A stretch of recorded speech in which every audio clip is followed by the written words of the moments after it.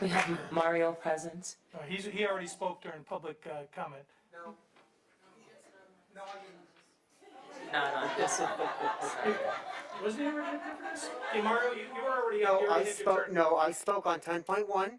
and 10.2. We're in public comment. You had this discussion last week. Oh, okay, so you're gonna talk on another topic? That's all right. Right now, we're on public comment, correct? Okay, so what item number again? This is not an item number, it's a public comment. Okay, so non-agendized? Correct. Okay, thank you, sir.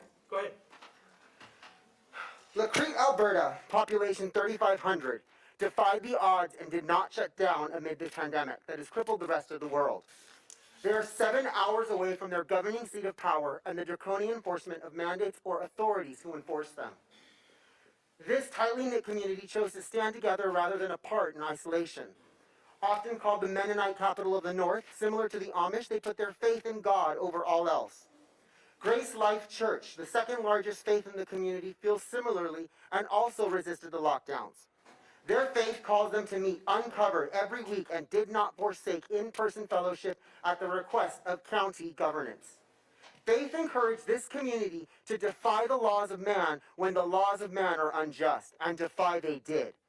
They did not, however, deny the facts surrounding a new virus. They chose to reveal them with education.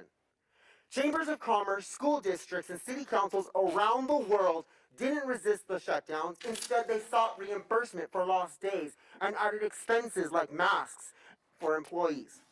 The Chamber of Commerce in Lacrete facilitated testing, while the city government represented the will of the people and did not shut down, social distance, sanitize every surface, distribute masks, or even mention vaccines to any resident.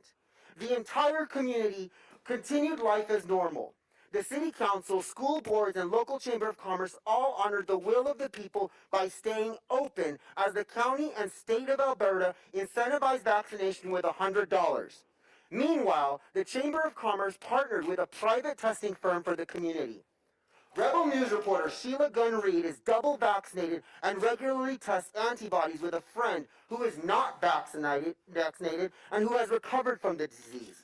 Both women remain at greater than 250 units per milliliter of antibodies in the blood, which is the highest level of testable immunity. However, only one of these two women can live freely in their city. The whole community did this exact same experiment on a large scale. Residents tested voluntarily and paid out of pocket to send their blood out of the country to check for COVID-19 antibodies. With no coercion by society, using the threat of termination, exclusion of activities, and bombarding propaganda, the 35% vaccination rate of their population was driven purely by choice because all activities in Lacrete did not require a health passport or mask. This rate is also similar to the average rates of vaccination of influenza shot every year.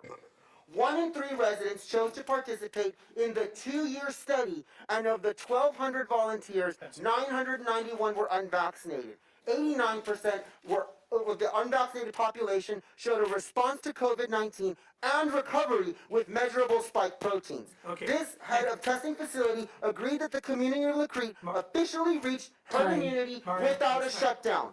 The pandemic is over in Lacrete.